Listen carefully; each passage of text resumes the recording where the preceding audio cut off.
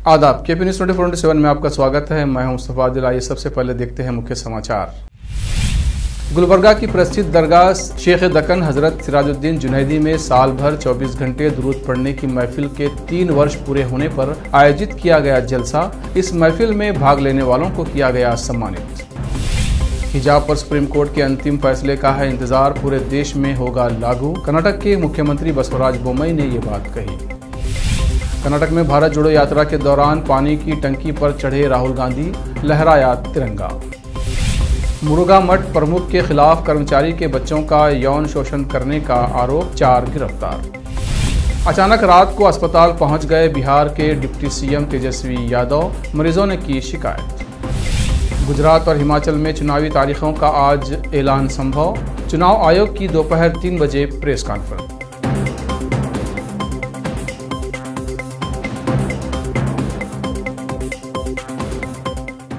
अब समाचार विस्तार से। आज शुक्रवार 14 अक्टूबर को चिटगुप्पा में मस्जिद आलमगीर काली मस्जिद में बाद नमाज इशा मस्जिद आलमगीर काली मस्जिद व्यवस्था समिति व शॉपिंग कॉम्प्लेक्स की ओर से महफिल नात सरवर कौनैन आयोजित की जा रही है।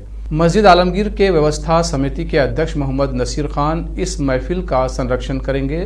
काजी सैयद शानुल हक बुखारी अध्यक्षता करेंगे, जबकि मौलवी मोहम्मद शरीफ मियाँ इस महफिल की निगरानी करेंगे। इस महफिल में नातगो शायर मौलाना मोहम्मद नफीस मिसबाही, नातगो शायर मुस्तफा आदिल और मौलाना हाफिज व कारी मोहम्मद अतर रजा रहमानी बहराइच यूपी के अलावा स्थानीय नात खां इसमें भाग लेंगे। युवा शायर, राइटर व एंकर मुस्तफा आदिल इस महफिल की कार्रवाई चलाएंगे। सभी से इस महफिल में उपस्थित रहने की अपील की गई है। गुलबर्गा की प्रसिद्ध दरगाह शेख दक्कन हजरत सिराजुद्दीन जुनैदी में साल भर 24 घंटे सरकार दो आलम सल्लल्लाहु अलैहि वसल्लम पर दुरूद पढ़ने की महफिल होती है। इस दुरूद की महफिल को पीर तरीक़त हजरत शेख ताजुद्दीन बाबा अल मारूफ ताज बाबा ने 3 साल पहले शुरू किया था। अब यहाँ बिना किसी रुकावट के साल भर 24 घंटे दुरूद की महफिल चलती रहती है, जिसमें भाग लेकर दुरूद पढ़ने के लिए स्थानीय लोगों के अलावा बीदर, हुमनाबाद, चिटगुप्पा और दूर दराज से जुनैदिया सिलसिले के लोग मुरीदैन यहाँ आते हैं। बुधवार को दरगाह शेख दक्कन में दुरूद की ये बिला वक्फा चलने वाली महफिल के 3 साल पूरे होने पर जलसाए दुरूद शरीफ वसीलाए जियारत हजरत रसूल करीम सल्लल्लाहु अलैहि वसल्लम आयोजित किया गया था, जिसमें सज्जादा नशीन दरगाह शेख दक्कन सिराज बाबा ने इस दुरूद शरीफ की महफिल में भाग लेने वाले व्यक्तियों और जुनैदिया सिलसिले के सेवकों को शाल और फूलमाला पहनाकर उनका सम्मान किया। इस जलसे में वहाज बाबा जुनैदी, मौलाना फखरुद्दीन मानियाल, सैयद अयूब अशरफी के अलावा मशाइखीन और अहले सिलसिला भारी संख्या में उपस्थित रहे। इस अवसर पर चिटगुप्पा के प्रसिद्ध युवक मोहम्मद सुहेल रजा को वहाज बाबा जुनैदी ने शाल और फूलमाला पहनाकर सम्मानित किया और सज्जादा नशीन सिराज बाबा ने मोहम्मद सुहेल रजा को किताब तोहफे में दी। केपी न्यूज़ के लिए अजीम की रिपोर्ट। कर्नाटक के मुख्यमंत्री बसवराज बोम्मई ने बृहस्पतिवार को कहा कि हिजाब पर सुप्रीम कोर्ट का अंतिम फैसला महत्वपूर्ण होगा, क्योंकि वो पूरे देश पर लागू होगा। उन्होंने हुविनाड हटगली में संवाददाताओं से कहा, हिजाब विवाद पर अंतिम फैसला बहुत महत्वपूर्ण है, क्योंकि इसका प्रभाव केवल कर्नाटक तक नहीं बल्कि पूरे देश पर होगा, इसलिए अंतिम फैसले का इंतजार करना होगा। बोम्मई ने कहा कि शीर्ष अदालत के 2 न्यायाधीशों ने इस विवाद पर अपना फैसला सुनाया है और वो फैसले की कॉपी पढ़ने के बाद ही प्रतिक्रिया देंगे। कर्नाटक में हिजाब प्रतिबंध पर सुप्रीम कोर्ट के 2 जजों की बेंच ने कल गुरुवार विभाजित फैसला दिया था। इसके बाद खंडपीठ ने उसे सीजेआई के पास भेज दिया ताकि मामले को बड़ी पीठ के पास भेजा जा सके और कर्नाटक हाईकोर्ट के फैसले के खिलाफ अपील सुनी जा सके। इससे पहले अपना फैसला सुनाते हुए जस्टिस सुधांशु धूलिया ने मुस्लिम छात्राओं का पक्ष लिया था। कर्नाटक में जारी हिजाब बैन पर सुप्रीम कोर्ट से खंडित फैसला आने के बाद अब मामले में मुस्लिम पर्सनल लॉ बोर्ड सामने आ गया है और कर्नाटक सरकार से केस वापस लेकर विवाद खत्म करने की अपील की है। बता दें कि जस्टिस हेमंत गुप्ता और जस्टिस सुधांशु धूलिया की बेंच ने गुरुवार को मामले पर खंडित फैसला सुनाया था और दोनों जजों की राय अलग होने की वजह से राज्य में फिलहाल हिजाब बैन पर कर्नाटक हाईकोर्ट का फैसला बरकरार रहेगा। All India Muslim personal law board ने हिजाब मामले पर कहा कि कर्नाटक सरकार को शिक्षण संस्थानों में हिजाब पहनने पर रोक से जुड़े अपने आदेश को वापस लेना चाहिए ताकि ये पूरा विवाद खत्म हो सके। मुस्लिम पर्सनल लॉ बोर्ड के महासचिव मौलाना खालिद सैफुल्लाह रहमानी ने ये भी कहा है कि न्यायमूर्ति सुधांशु धूलिया का आदेश संविधान और व्यक्तिगत स्वतंत्रता के सिद्धांतों के अनुरूप है। मौलाना खालिद सैफुल्लाह रहमानी ने कहा, कर्नाटक सरकार से आग्रह है कि वो हिजाब से जुड़े आदेश को वापस ले। अगर कर्नाटक सरकार ये आदेश वापस ले लेती है तो पूरा विवाद खत्म हो जाएगा। उन्होंने बयान में कहा कि न्यायमूर्ति धुलिया ने लड़कियों की शिक्षा को बढ़ावा देने और उनकी शिक्षा में आने वाली बाधाओं को दूर करने पर ध्यान केंद्रित किया।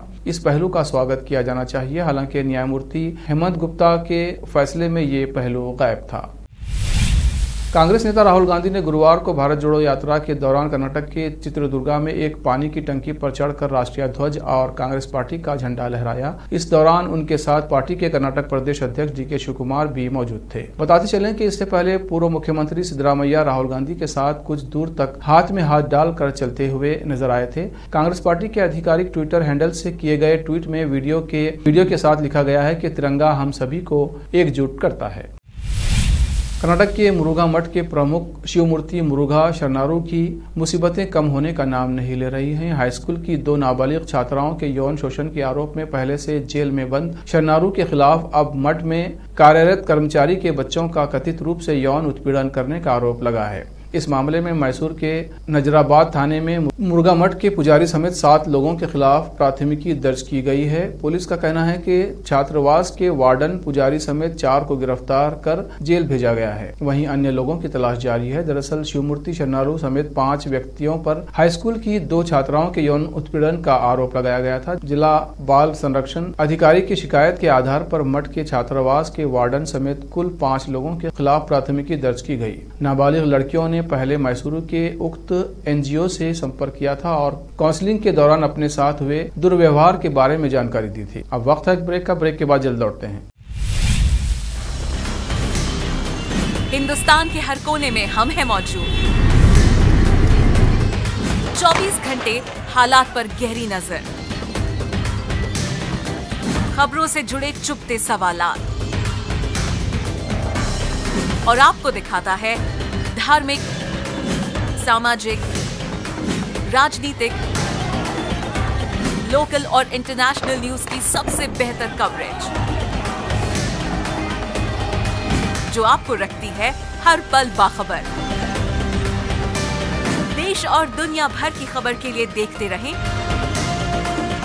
KP News 24/7। नूर एजुकेशन ट्रस्ट बीदर की ओर से चलाए जाने वाला नूर M.Ed and B.Ed college Bidar, recognized by NCTE Delhi and affiliated to Gulbarga University, Gulbarga. Admission are open for the academic year 2021-22. विशेषज्ञ और सक्षम शिक्षकों द्वारा शिक्षा प्राप्त करने के लिए नूर M.Ed and B.Ed कॉलेज में दाखिला लें और शांत वातावरण में शिक्षा प्राप्त करें। बीदर शहर में बेहतर शिक्षा का एकमात्र केंद्र Noor M.Ed and B.Ed college, Shahpur gate, Bidar. Phone numbers 9945283920, 8482221297। Bidar नगर में एकमात्र दुकान है Surya plywoods and glass centre, जहां पर हर रंग, हर डिजाइन और हर प्रकार के और विभिन्न एजेंसियों के प्लाईवुड्स के दरवाजे, किचन और टॉयलेट्स में उपयोग होने वाली सामग्री और दूसरी चीजें मिलती हैं। घर बनाने में उपयोग की जाने वाली सभी चीजों को खरीदने के लिए आज ही चले आइए आपके अपने शहर बीदर का आपका अपना shop Surya plywoods and glass centre, Parvati complex, BVB college road, Bidar. अधिक जानकारी के लिए शॉप के मालिक लालजी पटेल से इस नंबर पर संपर्क करें 098-440-90653। आपको अपने घर, ऑफिस और दुकान की दीवारों और छत को चमकदार और सुंदर बनाने के लिए अच्छे और बेहतर घर के साथ साथ आंखों को सुकून देने वाले कलर्स की जरूरत होती है, जिसके बिना घर, दुकान और ऑफिस अधूरे और बेजान लगते हैं। अपने घर, दुकान और ऑफिस को बेहतर कलर से चमकाने के लिए बीदर में आपको कहीं और जाने की जरूरत नहीं। आपकी पसंद के अनुसार चमकदार और दिलचस्प कलर्स का एकमात्र केंद्र है सिद्धेश्वर ट्रेडर्स, जहां पर आपको विभिन्न कंपनियों के विभिन्न शेड्स के कलर्स मिलते हैं। साथ ही अपने घर और दुकान हो या ऑफिस को कैसा कलर उपयोग किया जाए, इसके लिए माहिर डिजाइनर्स के गाइडलाइंस की सुविधा, जो कंप्यूटर के जरिए आपके सपनों के महल को कलर्स से सजाते हैं। अपने सपनों को साकार करने और अपने पसंद के कलर्स के लिए आज ही चले आइए। याद रखिए, Siddheshwar traders, shop number 1 and 2, Ganga super complex, Bidar. अधिक जानकारी के लिए सिद्धेश्वर ट्रेडर्स के मालिक वीर शेट्टी पाटिल से इस फोन नंबर पर संपर्क करें 9620128097। अगर आप हज या उम्रा करना चाहते हैं तो आपको कहीं जाने की जरूरत नहीं है। हैदराबाद ही नहीं बल्कि तेलंगाना, आंध्र प्रदेश, कर्नाटक के हज यात्रियों की पहली पसंद खुबा टूर्स एंड ट्रैवल्स पर आइए। मिनिस्ट्री ऑफ हज एंड उम्रा, सऊदी अरब और भारत से स्वीकृत हज और उम्रा के बेहतरीन पैकेजेस, पवित्र स्थानों की जियारतों के अलावा दुबई, सऊदी, ओमान के विजिट वीजा और डोमेस्टिक या इंटरनेशनल एयर टिकट्स वाजबी कीमतों पर लेने के लिए आज ही तशरीफ लाइए। खुबा टूर्स एंड ट्रैवल्स, हज एंड उम्रा ग्रुप, बीबी बाजार चौराहा, behind Khuba mobile store, Hyderabad. Phone numbers 04024565786, 9700786786 या फिर 9866768786 पर संपर्क करें। याद रखिए, खुबा टूर्स एंड ट्रैवल्स, हज एंड उम्रा ग्रुप, हैदराबाद। पलंग, अलमारी, सोफा सेट, डाइनिंग टेबल, सिंगारदान, ऑफिस काउंटर्स, विभिन्न कलर्स और डिजाइन की कुर्सियां, बहुउपयोगी चौकियां और दूसरी चीजें उपलब्ध हैं। घर, ऑफिस और दुकान बनकर तैयार है और वहां के लिए फर्नीचर का सोच रहे हैं तो देर किस बात की, तुरंत चले आइए। Nikita industries and Nikita furniture showroom, shed number C1, industrial state, Gandhiganj, Bidar. अधिक जानकारी के लिए शोरूम के मालिक जयराज खंडे से इन नंबर्स पर संपर्क करें 9448128148, 08482227010। दुनिया में शिक्षा का बड़ा महत्व है। जीवन में आगे बढ़ने और सफलता हासिल करने के लिए अच्छी शिक्षा की जरूरत होती है। बिदर शहर में बेहतर शिक्षा का एकमात्र केंद्र है ज्ञान सुधा एजुकेशन सोसाइटी की ओर से चलाए जाने वाला Gyan Sudha degree college for arts, science and commerce, Bidar, जहां पर बीए के साथ साथ UPSC, IAS, IPS, KPSC, KAS और बीकॉम के साथ foundation classes for CA, banking exam training और बीएससी के साथ साथ रिसर्च ओरिएंटेड टीचिंग की सुविधा उपलब्ध है और इन सभी के लिए एडमिशन शुरू हो चुके हैं। सही माहौल में और बेहतर शिक्षकों से शिक्षा व ज्ञान प्राप्त करने के लिए आज ही एडमिशन लें।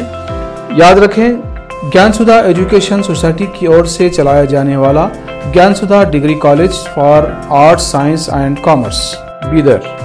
इसके साथ ही Gyan Sudha college of nursing Bidar में भी एडमिशन खुल गए हैं। Shivnagar, behind union bank of India, Bidar. Contact number 988800403334। Break के बाद फिर एक बार आपका स्वागत है। आइए देखते हैं आगे के समाचार। बिहार की राजधानी पटना में 2500 से अधिक डेंगू के मरीजों के सामने आने के बाद कल राज्य के उप मुख्यमंत्री और स्वास्थ्य मंत्री तेजस्वी यादव रात को अचानक नालंदा मेडिकल कॉलेज अस्पताल पहुंचे, जहां पर उन्होंने वार्डों का स्वास्थ्य विभाग के अपर मुख्य सचिव सहित अन्य वरिष्ठ अधिकारियों के साथ औचक निरीक्षण किया।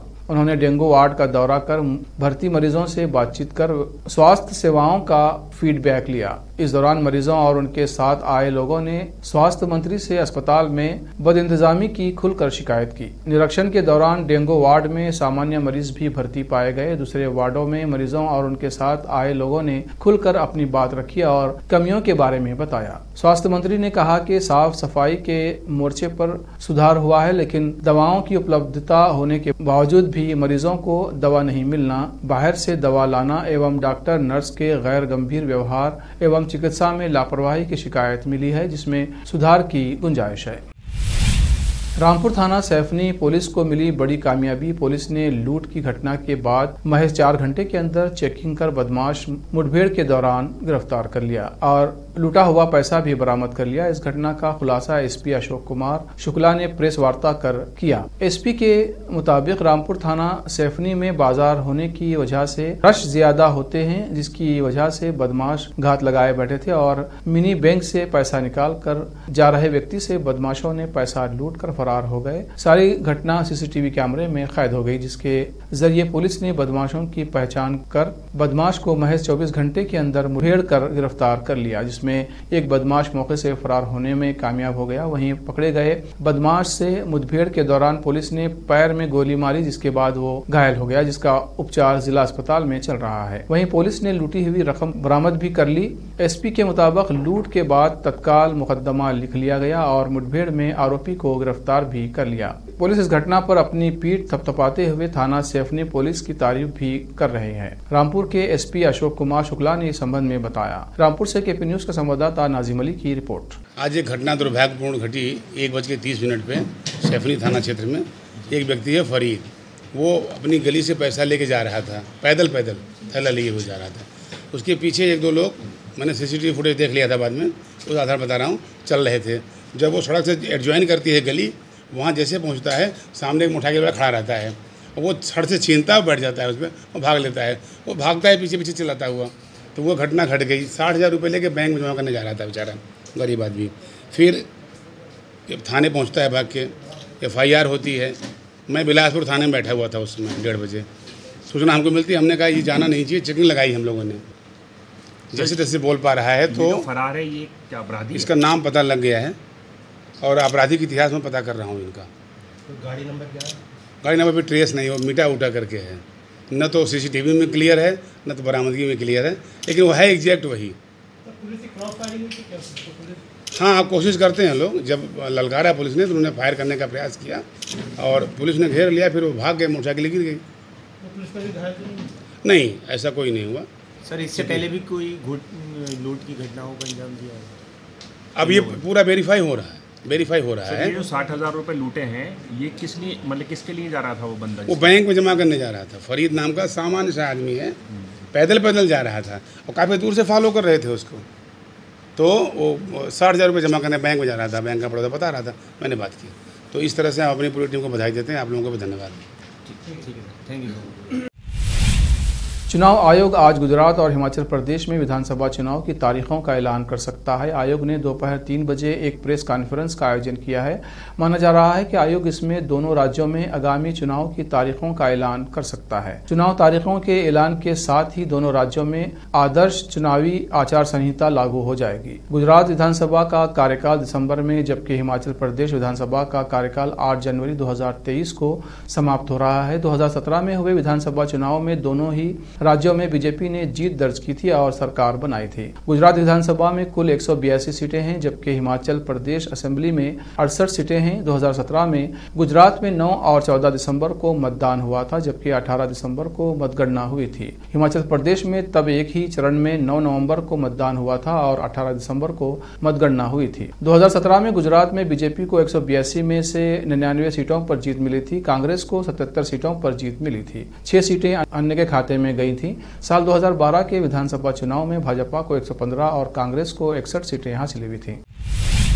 कांग्रेस के वरिष्ठ नेता मनीष तिवारी ने पार्टी अध्यक्ष पद के उम्मीदवार मल्लिकार्जुन खड़गे के पक्ष में बात करते हुए कहा है कि मौजूदा दौर में पार्टी को एक साफ सुथरी छवि वाला मजबूत नेता दरकार है, जो पार्टी को अध्यक्ष के रूप में स्थिरता प्रदान कर सके। उन्होंने आगे कहा कि मल्लिकार्जुन खड़गे इस मामले में खरे उतरते हैं। तिवारी, जो G23 समूह का हिस्सा हैं, ने पार्टी में शीर्ष पद के लिए खड़गे की उम्मीदवारी का समर्थन किया, जबकि उनके समूह के सदस्य शशि थरूर भी इस रेस में दूसरे कैंडिडेट हैं। कांग्रेस अध्यक्ष का चुनाव 17 अक्टूबर को होगा और नतीजे 19 अक्टूबर को घोषित किए जाएंगे। केंद्रीय मंत्री स्मृति ईरानी ने गुजरात आम आदमी पार्टी के प्रदेश अध्यक्ष गोपाल इटालिया पर तीखा हमला किया है। ईरानी ने इटालिया को पीएम नरेंद्र मोदी और उनकी मां हीराबेन मोदी के खिलाफ अपमानजनक टिप्पणी करने के लिए गटर माउथ कहा है। गोपाल इटालिया को आज ही जमानत मिली है। स्मृति ईरानी ने एक वीडियो शेयर करते हुए गोपाल इटालिया पर जमकर निशाना साधा। स्मृति ने ट्वीट किया, अरविंद केजरीवाल गटर जैसे मुंह वाले गोपाल इटालिया ने आपके विवाद से पीएम मोदी की मां हीराबाई के लिए अपशब्द कहे हैं। मैं कोई नाराजगी नहीं जताती, मैं ये नहीं दिखाना चाहती कि गुजराती कितने नाराज हैं, लेकिन आप ये जान लें कि जनता ने आपको देख लिया है। आपकी पार्टी को गुजरात चुनाव में नष्ट कर दिया जाएगा। उत्तरी सिक्किम में भारी बारिश के कारण भूस्खलन में 550 लोग फंस गए हैं। शुक्रवार को इन पर्यटकों की सहायता के लिए स्ट्राइकिंग लाइन डिवीजन के जवान पहुंचे। इस दौरान पर्यटकों को चिकित्सीय सहायता व भोजन प्रदान किया गया। भारतीय सेना की त्रिशक्ति कोर ने बताया कि पर्यटकों को खराब मौसम में सुरक्षा के लिए निर्देशित भी किया गया। आखिर में फिर एक बार देखते हैं मुख्य समाचार। गुलबर्गा की प्रसिद्ध दरगाह शेख दक्कन हजरत सिराजुद्दीन जुनैदी में साल भर 24 घंटे दुरूद पढ़ने की महफिल के 3 वर्ष पूरे होने पर आयोजित किया गया जलसा। इस महफिल में भाग लेने वालों को किया गया सम्मानित। हिजाब पर सुप्रीम कोर्ट के अंतिम फैसले का है इंतजार, पूरे देश में होगा लागू। कर्नाटक के मुख्यमंत्री बसवराज बोम्मई ने ये बात कही। कर्नाटक में भारत जोड़ो यात्रा के दौरान पानी की टंकी पर चढ़े राहुल गांधी, लहराया तिरंगा। मुरुगा मठ प्रमुख के खिलाफ कर्मचारी के बच्चों का यौन शोषण करने का आरोप, 4 गिरफ्तार। अचानक रात को अस्पताल पहुंच गए बिहार के डिप्टी सीएम तेजस्वी यादव, मरीजों ने की शिकायत। गुजरात और हिमाचल में चुनावी तारीखों का आज ऐलान संभव, चुनाव आयोग की दोपहर 3 बजे प्रेस कॉन्फ्रेंस।